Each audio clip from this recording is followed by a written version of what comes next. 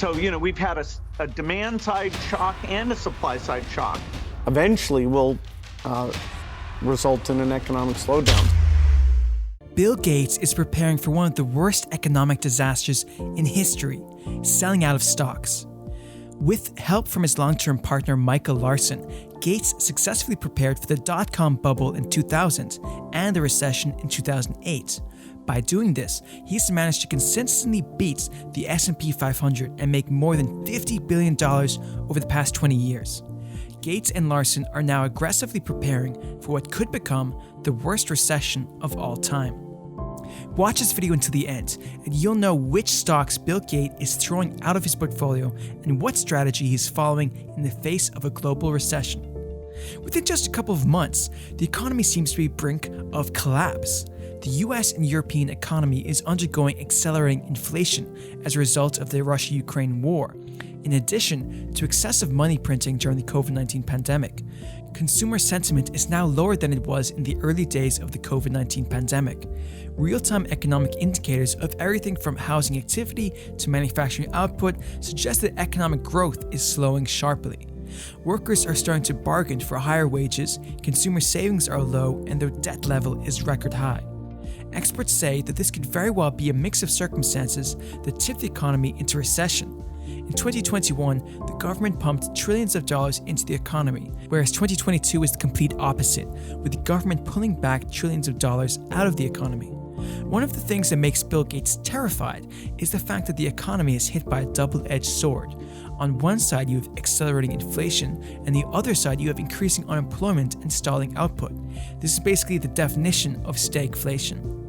In basic terms, the US government now has two choices: to destroy the dollar or increase the interest rate at the risk of crashing the economy by popping the debt bubble.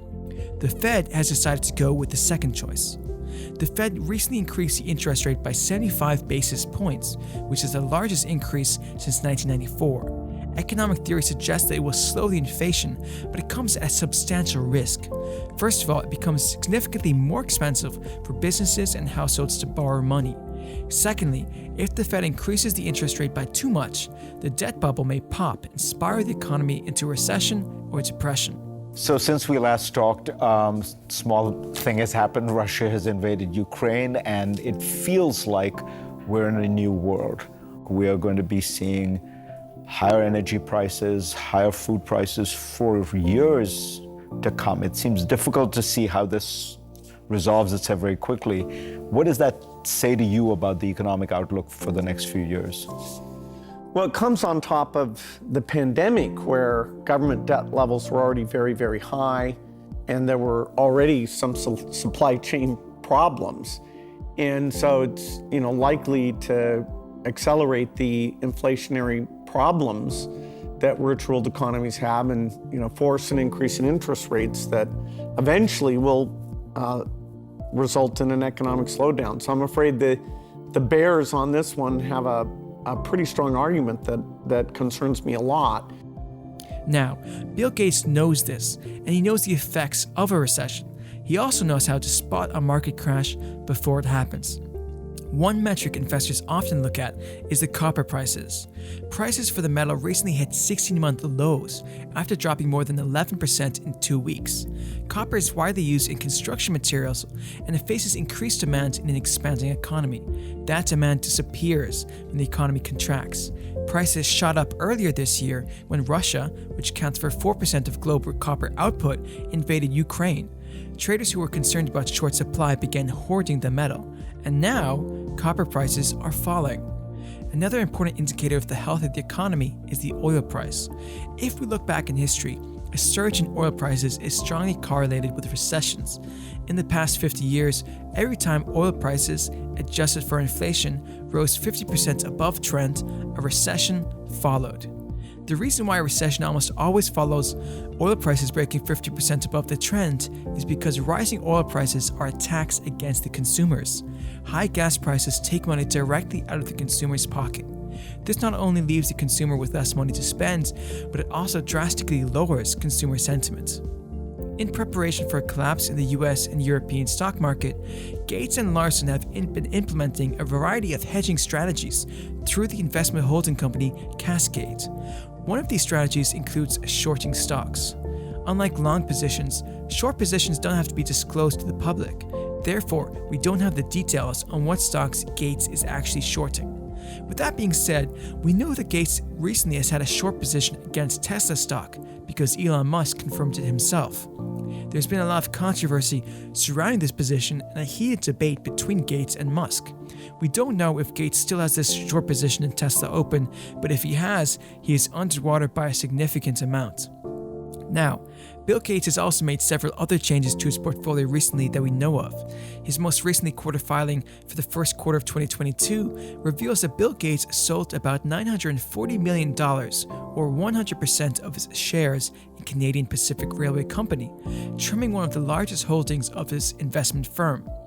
The filing also revealed that Bill Gates sold 100% of his holding in the Mexican media company Grupo Televisa, a total of 7 million shares.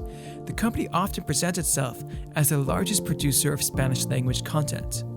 Continuing with the offloaded positions, Bill Gates quite surprisingly sold 43,000 shares in Alphabet, Google's parent company. This constitutes 100% of his holdings in Google. Also, this offloading is in stark contrast to other investors like Michael Burry, who recently bought Google shares. So, these are the stocks that he exited completely. In addition, he also offloaded 68% of his shares in Crown Castle International Corporation. This is a company which operates as a real estate investment trust which engages in the provision of shared wireless infrastructure solutions. Another reduction in the portfolio was made in the two logistics and package delivery companies UPS and FedEx, with a reduction of 67% and 64% respectively. Selling off considerable positions in both companies might say something about his thoughts regarding package deliveries both domestically and abroad. You may say that Gates foresees a reduction in purchasing power that will result in lower consumption and use of e-commerce in the coming years. Gates also sold off a good chunk of stocks in Walmart, more precisely 56%. This also reflects Gates' warning that we are entering a period of lower consumption. Another surprise is that Gates sold off a big portion of his stocks in Microsoft. The billionaire mogul sold almost 1 million shares of the tech company, resulting in a reduction of 51.25% in the holdings. Now, the reason for this is not entirely clear to me, as Microsoft has great momentum. The PC market may get a little tougher in the coming years, but Microsoft has a lot more. Their cloud service, Azure, grew almost 50% last quarter, and they're doing well in their business segment and their focus on cybersecurity and games. To me, this is a stock that can be owned in both good and bad times. If you have any suggestions as to why Gates is selling Microsoft stocks, hit me up in the comment section below. Gates also reduced his interest in Caterpillar Incorporated by 24%. This has been one of his long-held positions, and the sell-off made some headlines. Somewhat similar, another position that was reduced was Deere & Company. This company manufactures and distributes a complete line of equipment used in agriculture, construction, forestry, and turf care. It also manufactures engines and other powertrain components.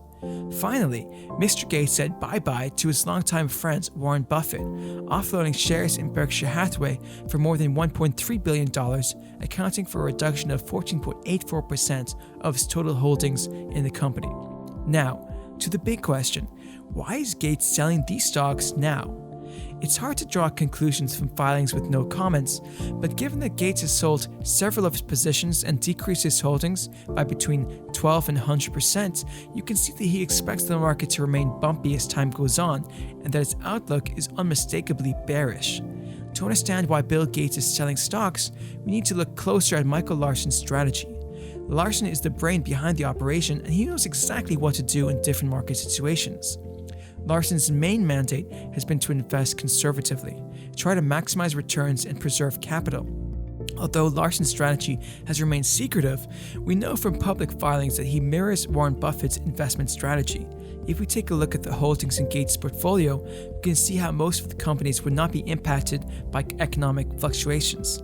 Cascade holds about $57 billion in public equities, ranging from Canadian National Railway to the waste management firm Republic Services, companies rooted in the physical worlds of making, moving, and selling goods and cleaning things up. Nobody's going to stop dumping their waste because the stock market is down 50%. Cascade also owns around 270,000 acres of land, enough to make it the single biggest owner of US farmland, according to the Lands Report.